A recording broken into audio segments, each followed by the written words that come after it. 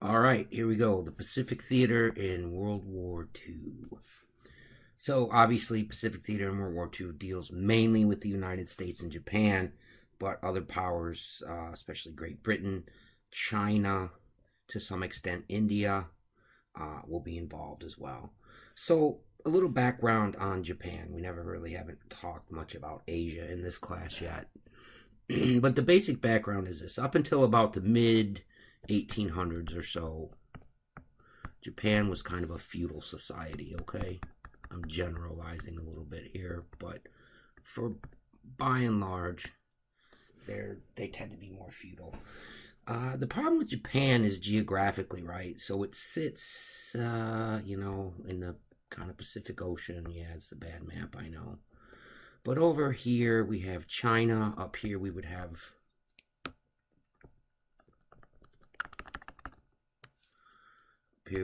Russia, okay, Korea, etc. So the thing with Japan is obviously it's an island nation. It lacks a lot of natural resources, and it's kind of jammed up against these powerful or semi-powerful neighbors, depending on what time, what historical period we're talking about. So Japan, has these kind of problems with this geopolitical situation here, as well as the idea of lacking natural resources, and it's a feudal society. However, in 1868, they have something called the Meiji Restoration. What this is essentially is the modernization of Japan. They get a constitution, there's economic modernization, some other things. The problem is the military doesn't modernize in the sense that it becomes answerable to any kind of intermediary body like a parliament or things like that. The military is centralized under the control of the empire or the emperor, not under the control of civilian leadership. So that is still in many ways a feudalistic. That is in many ways then still kind of a feudal arrangement, kind of back from the time before. But from 1900 to 1914, thanks to the success of this Meiji Restoration, Japan kind of begins to move forward and begins to really find itself moving towards world power status. Okay, and they have their own imperialism in Asia. So in 1894, 1895, we have the Sino-Japanese War, the Sino-Japanese War, which is basically fought over control of Korea. The Japanese win. They force the Chinese to leave Korea. Japan gets the island of Taiwan, and they also get part of what is known as Manchuria. And I'm going to just pull up a map real quick so we can take a better look at this. Okay, so here we go. Here's Japan, set of islands right here off the coast of Asia. Here's the Soviet Union. Here's what they will actually call Manchuria, right, which is sometimes kind of independent from China, but they also have China that they have to deal with, all right? So you see from this geopolitical kind of standpoint where they sit, and again, this concept of them not really having a lot of natural resources. So in the Sino-Japanese War, they gain a little bit of Manchuria, okay? They kick the Chinese out of Korea, and they get Taiwan. Where is the island of Taiwan? It's right here, Formosa. Okay? So moving back. So the second war that really makes a big difference for the Japanese is the Russo-Japanese War, 1904, 1905. I think I had mentioned this a little bit before, maybe not in too much detail. Fought over control this time, basically over Korea and the Russians in Korea and parts of Manchuria. Okay, the Japanese win. Actually, it's a kind of a stunning victory, right? This small island nation against this huge kind of Russian empire. But because Japan wins, they're granted what they call paramount interest, and they're basically given a free hand in Manchuria. During World War I, Japan fights on the side of the Allies, and they're able to actually snag a few German colonies in the Pacific Ocean at Versailles. But really, they're pretty much snubbed again, I've kind of gone through this at Versailles. It's very much a white European thing. Anyone of color or from Asia or Africa or the Middle East was basically told, yeah, that's nice. Glad to hear it, but we'll see you later. From 1914 to 1937, actually, we see an increase in democratization. We see the formation of political parties. And in 1925, suffrage in Japan is broadened to include all men over 25. And really, until 1937, it looked like Japan appeared to be emerging as a stable democracy in Asia, at least what we would think of. Okay, the problem is it never really materializes. Why? Number one, lack of civilian control over the military, right? So anytime the military is not controlled by some kind of civilian entity and is beholden to a king or an emperor, there's always the chance that the king or emperor can use that army to quash any democratization. There's also part and parcel of the worldwide depression. Japan suffers pretty, not as bad as other countries, but they suffer financially. Also, there's conflict with China over Manchuria and Japanese claims in Manchuria that they had won in the Sino-Japanese War and the Russo-Japanese War. And we see, worldwide in the 30s, this rise in fascism, or this move towards fascism on the part of a lot of countries. And really, this, Japan is not immune to this. And really, this makes the military assert its independence, which in ways, kind of as a reaction to all this, in ways that really upset this trend towards more liberalization. The Depression, the blame is placed solely on the shoulders of the political party and the big political parties and really kind of big business firms. So you can see there's a lot of blame to go around when in the 30s when Japan suffers from this depression.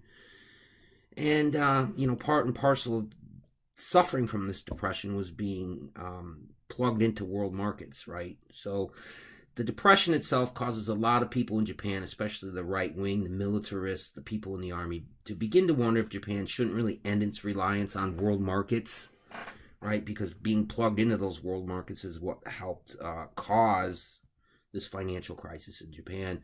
And they began thinking like, well, if we had our own empire and we could get our own natural resources, we wouldn't need to be plugged into this world empire.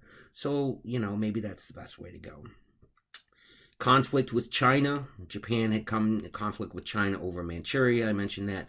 1931, we have something called the Mukden incident. Two Japanese colonels, both had really high-ranking connections in the Japanese army, staged the bombing of a Japanese railroad in the Manchurian province, Mukden.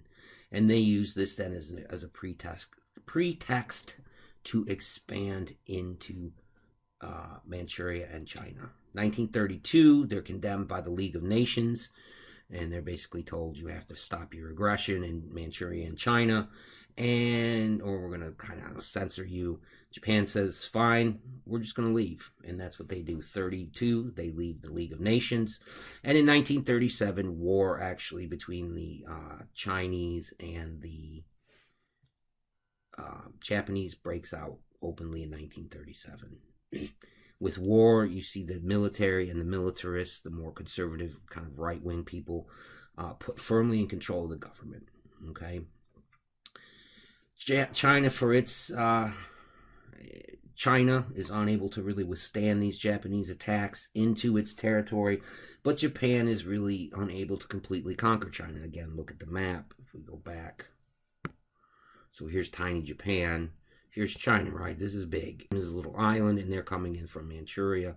So they're never really able to get all the way in through the interior. Remember, geography really does matter a lot in warfare. One of the worst things that comes out of this Japanese invasion of China is the rape of Nanking in the winter of 1937 and 38. Japanese troops attack the city of Nanking. They terrorize the population. They kill about 300,000 people, including civilians, obviously. And they carry out between 20 and 80,000 rapes of Chinese women. So you can see Japan by the late 30s is highly aggressive. They're trying to expand to build their empire into China, into Manchuria. And it's going to cause some problems, right? Obviously. They also at this time begin to build a large naval buildup, and this upsets the United States. 1922,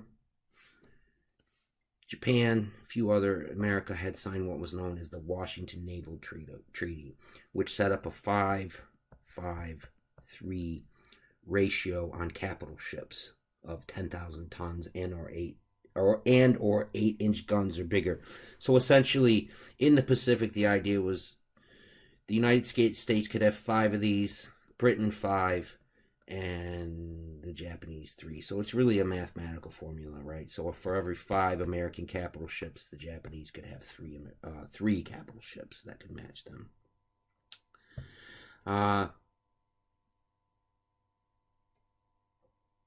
In response to them, then they break this treaty, and in response to this, Japanese aggression in Manchuria, the United States begins an embargo of scrap iron and weapons. So Japan, who was buying a lot of this stuff from the United States, suddenly has its supply cut off. By 1940, the Japanese, highly impressed with the German victories in Europe, they sign an alliance with Italy and Germany, and they become kind of the axis of World War II, right? We've all heard that term. After the fall of France in the spring of 1940, Japan occupies French Indochina, which will become Vietnam, Laos, and Cambodia.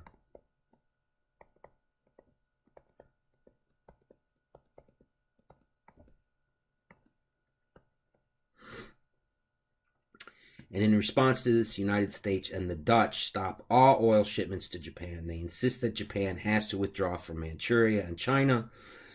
And without the United States or Dutch, oil, Japan really only has 18 months supply on hand. And they're going to have to figure out something. They're either going to have to stop their aggression, give up their plans for kind of an Asian empire, and go along with what the Americans say, or they're going to have to go to war. And what they're going to do is they're going to choose war. So, living in a set of overcrowded islands, devoid of raw material, dependent on imports for survival, having had the Great Depression confirm these harsh economic realities to the government and to the military, and the League of Nations condemnation for Japanese encroachment in China really leave the Japanese feeling encircled, feeling like they have no choice, and like I said, they choose war.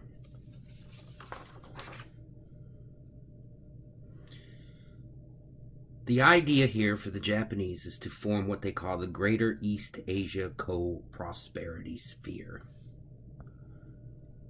And this link will take you to, it's about an hour and a half long documentary on YouTube of Japan's War in Color. It's pretty interesting. You should check it out. But the idea of this co-prosperity sphere would just essentially be the replacement of white European imperial power in the Pacific with Japanese-led sphere that would empower native populations to rise up against, white imperialists. And then it kind of, the flip side of that is they would have to then accept these kind of new Japanese masters. Okay, and the flip side then would be this reality of very harsh Japanese rule, especially in places like China, Manchuria, and many of the Pacific Islands that they're going to take over. So faced with stopping the plans for expansion and war with the United States, as I said, they choose war. The idea is they plan for an invasion of what they call the Southern Resources Area. Right? But they know that this will lead to war with the United States and Great Britain. So if we were to take a look at this Southern Resources Area back on the map, all right, essentially what we have, here's Japan. The invasion will take place in the south, Indochina, Malaya, Sumatra, Java. The plan is for all of this stuff to fall under Japanese control. Okay? We'll come back to this in a minute. But this would be then the Southern Resources Area.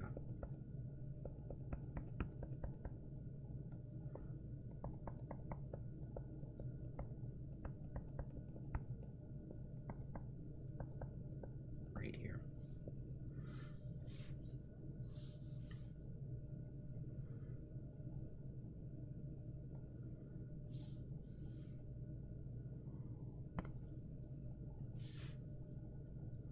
Japanese government, led by the Emperor Hirohito, 1901 to 1989. So even after Japan's defeat in the Second World War, they get to keep their emperor. The prime minister is a military guy, General Hideki Tojo, 1884 to 1948. Serves as prime minister again. And in order to pull this invasion of the Southern Resources Area off, they signed a non-aggression treaty with the Soviet Union. I don't have the date, but that's okay. So you can almost see in many ways how in 1939 with Germany, 1940, say 41 with Japan, in both cases, Japan and Germany found themselves having to deal with the Soviet Union to sign this non-aggression treaty in order to carry out plans for other kinds of invasions. So in Europe, you see Germany invading Poland, and in the Pacific, you see Japan going for this Southern Resources Area. Makes sense, I think, a little bit. Armed forces, the Navy, which is really kind of one of the key players for the Japanese in the Pacific. It actually is the key player, but the Japanese army is pretty powerful too. Is led by Admiral Isoroku Yamamoto, 1884 to 1943. Yamamoto's plane is actually shot down during the war and he dies. The outbreak of the war, 10 battleships, 10 aircraft carriers, so 750 airplanes that can fly off those aircraft carriers. 36 cruisers, 113 destroyers, 63 submarines, and an army of 1.7 million men. So they're really armed and ready for war. And the Japanese, when World War II in the Pacific breaks out, are going to stun the world, especially their Navy and their aircraft carriers and their naval aviators and these 750 planes that are on these aircraft carriers. It's pretty impressive. So we go back to the map and we talk about this resources area, Southern Resources Area, okay? The idea is to launch an invasion towards Guam. So, Southern Resources Area. So, plan is to launch the invasion south. This is all simultaneous. Then towards the Philippines here. Guam is around here. And Wake Island, which is right around here. Right. In conjunction with this, they plan a sneak attack on the U.S. naval forces stationed here, the naval base in Pearl Harbor, Hawaii. There the U.S. has 9 battleships, 3 aircraft carriers, one of which is undergoing repairs, 24 cruisers, 80 destroyers, and 56 submarines. Those last 3, the cruisers, the destroyers, and the subs, are split between the bases in Pearl Harbor and U.S. military bases in the Philippines. Okay.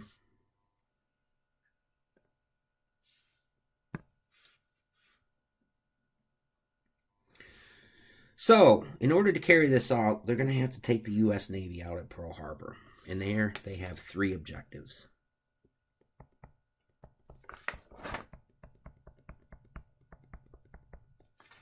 One, destroy or cripple the U.S. fleet and keep them from interfering with Japanese expansion. 2, buy time to establish a defensive perimeter against the United States. And 3, destroy American morale. The U.S., however,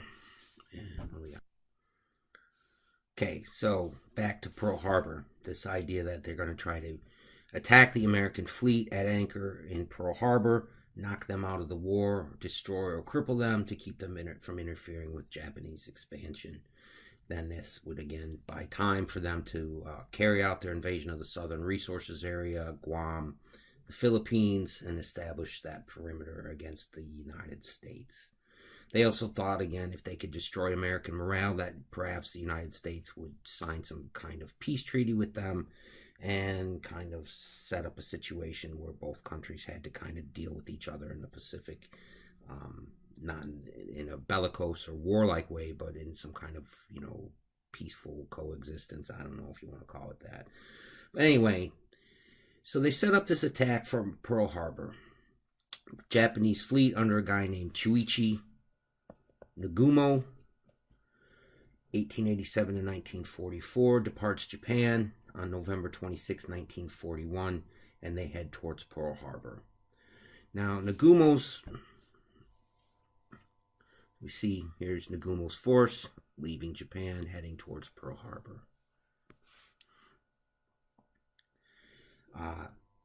Nagumo's force parks itself about 200 miles to the north of the Hawaiian Islands of Oahu, and at 8 a.m. on December 7th, 1941, this is a Sunday morning, 360 planes from the Japanese Navy attack in 3 waves, and from 8 a.m. to 10 a.m., the Japanese sink 5 American battleships, they damage 3, they sink 3 cruisers, and they cripple the U.S. Pacific Fleet, with one exception. They don't get the aircraft carriers. Aircraft carriers were out to sea at that point.